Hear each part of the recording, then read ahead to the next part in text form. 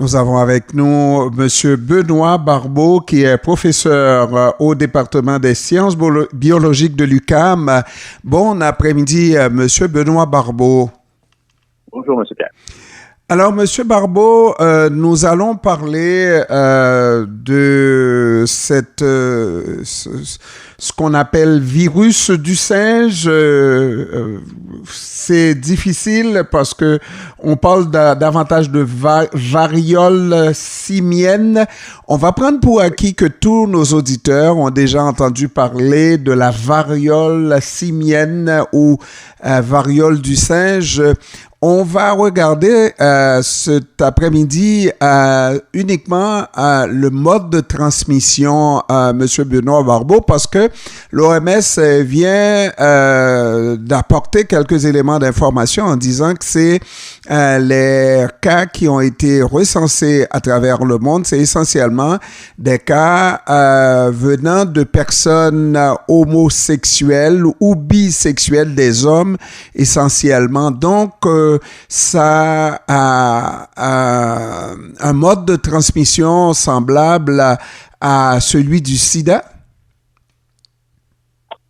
Bien, c'est certain qu'il faut quand même faire la part des choses.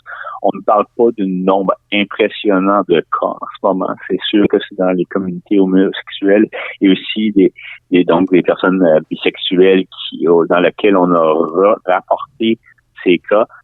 Ceci dit, ça nous demeure toujours un virus qui n'est pas transmis sexuellement, donc c'est à faire à part des choses. Ce n'est pas comme le VIH. C'est un virus qui est transmis, qui a fait le saut qui depuis plusieurs décennies de l'animal à l'humain, donc sans trop de conséquences. Encore là, on s'attend à ce que vraiment les conséquences ne soient pas trop importantes. Il faut quand même agir. Mais ceci dit, la transmission se fait surtout par des contacts rapprochés, fréquents. On parle de gouttelettes, aussi de lésions qui pourraient provenir justement des plaies. Alors, ce n'est pas le même principe de transmission, bien qu'on pourrait quand même un peu trop facilement faire des rapprochements, mais donc c'est vraiment à mettre séparément. Et on a aussi au tout début justement lorsque les cas ont été mis de l'avant, on parlait de similarité aussi avec l'herpès et la syphilis, mais c'est quand même on doit vraiment comprendre que ce n'est pas un virus qui est transmis sexuellement, du moins très peu efficacement, mais ça demeure aussi selon les modes de transmission qui étaient connus.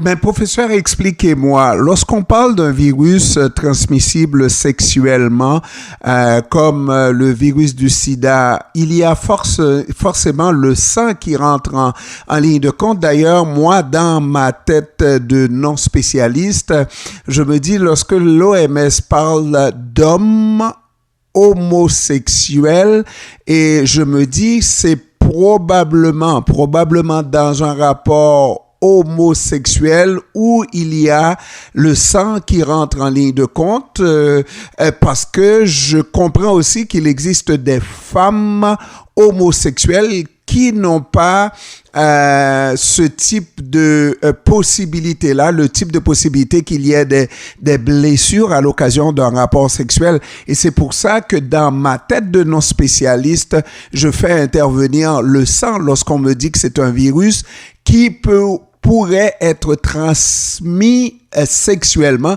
Alors, il est vrai que la variole du simienne, n'est pas transmissible sexuellement. Mais je veux juste comprendre pour le virus transmissible sexuellement, est-ce qu'il y a la présence de sang forcément lorsqu'on parle de virus transmissible sexuellement? C'est sûr que ça y va selon différents liquides, différents fluides, que ce soit le sang ou autre. Mais si donc c'est un peu le mécanisme d'action justement de transmission du virus. Ceci dit, je rappelle quand même que le virus de la variole simienne, lui, à ma connaissance, n'est pas présent dans les échantillons sanguins, du moins ce n'est pas par le mécanisme principal de transmission. Il faut rappeler justement que c'est encore les fameuses gouttelettes. Et comme je dis aussi au niveau des vésicules, donc les personnes qui sont infectées et développe je crois, une certaine fréquence, une très bonne fréquence, justement, des vésicules, des fistules qui aussi sont chargées quand même en quantité suffisante de virus. Eh bien, c'est surtout ces plaies-là, ainsi que, comme je vous ai dit, les gouttelettes qui font en sorte qu'il y a transmission. Alors, on a en ce moment, je rappelle quand même que le nombre n'est pas élevé. Il faut quand même faire des analyses épidémiologiques, de faire une vraie enquête pour voir un peu comment s'est développé ces éclosions-là et ces nombres de cas d'infection pour mieux comprendre justement d'où proviennent cette transmission. Mais c'est certain qu'on parle toujours du même virus et que la transmission se fait, comme je vous ai mentionné, par les différents modes que je vous ai décrits, non pas comme seul par voie sexuelle. Et puis, on parle, comme dans le cas du virus actuel de COVID-19, on parle de personnes qui pourraient même être asymptomatiques. Ça pourrait être des personnes qui n'ont pas de lésions visiblement ou sur les parties génitales ou sur la main. Comment faire pour savoir qu'on est porteur?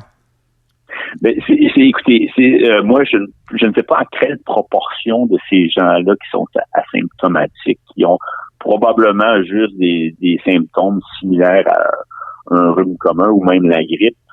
C'est donc la problématique. Mais n'empêche que si vous n'avez pas de lésions ou de ces vésicules qui sont caractéristiques de cette maladie, c'est clair que vous ne pouvez pas savoir que vous êtes porteur. Cependant, sachant qu'évidemment, en ce moment, il y a certaines populations, la partie de la population qui ont pu toucher. Si vous avez aussi été en contact avec quelqu'un qui a eu un test positif, donc qui a été rapporté comme étant positif pour le virus de la variole simienne, eh bien, c'est certain que lorsque vous développez des premiers symptômes, et là on parle de quelques jours, genre fièvre, maux de tête, et puis aussi douleurs musculaires et autres, eh bien ça c'est un signe avant-coureur qui pourrait premièrement vous dire que vous pourriez l'être. Alors c'est certain que ce contact-là avec des personnes qui ont été diagnostiquées positives pour ce virus fait en sorte que vous devriez plus être aux aguets. Et puis à ce moment-là, avec ces premiers signes-là, bien c'est certain que même si vous ne voyez pas les certaines symptômes classiques, il serait peut-être une bonne idée, ça serait une bonne idée au moins de consulter et de voir un peu qu'est-ce que on pourrait dire la décision d'un médecin, d'un professionnel de soins de santé. Professeur Barbeau, la variole simienne, c'est donc une variante de la variole qui a déjà été traitée, et donc on suppose que les vaccins développés contre la variole seraient efficaces contre la variole simienne. Oui, bon, la première chose, c'est que là, on parle d'un virus, la variole simienne. Vous savez, ça fait partie d'une famille qui est quand même assez grande, mais pas que ce virus. Il y a des différentes familles. Alors, c'est un virus qui est apparenté quand même similairement au virus de la variole, celui qu'on connaît, évidemment, qui a été éradiqué au niveau de la population humaine. Il y a certaines similarités, certes, et l'avantage, en effet. Et puis, c'est pour cette raison, entre autres, qu'il existe encore les fameux vaccins contre le virus de la variole, même s'il a été éliminé. Il y a différentes raisons pourquoi, entre autres, les États-Unis l'ont gardé. Mais une des raisons aussi, c'est qu'il est disponible encore parce que depuis plusieurs décennies, on voit en effet, plus particulièrement en Afrique, évidemment, que le fameux virus de la variole simienne est encore endémique. Mais on voit même en dehors de l'Afrique, des cas d'infection depuis plusieurs décennies, depuis sa découverte. Et ce vaccin-là est resté disponible, entre autres, pour justement en termes d'utilisation chez les personnes qui pourraient, dans les premiers jours, donc avoir été en contact avec ce virus, et en fait démontre une efficacité parce qu'en effet, il y a une très bonne similarité entre le virus de la variole et le virus de la variole simienne. Et donc, c'est un avantage qu'on a, évidemment, en plus de d'autres médicaments disponibles qu'on n'avait pas au début de la pandémie, et ça en soi fait en sorte qu'on a un avantage, sans compter le fait aussi que ça demeure aussi un virus qui est très peu, il n'est pas aussi efficacement évidemment transmissible que le virus de la COVID-19. Alors donc on est quand même, on peut être assuré que face à cette montée de cas en ce moment, on a quand même des outils pour contrôler et venir à bout justement de ces augmentations en cas de cas d'infection. Professeur Benoît Barbeau, professeur en sciences de la biologie à l'Université du Québec à Montréal. Je vous remercie d'avoir pris du temps de nous parler cet après-midi, professeur. Avec plaisir. Bonne journée. Merci, bonne journée. Au revoir.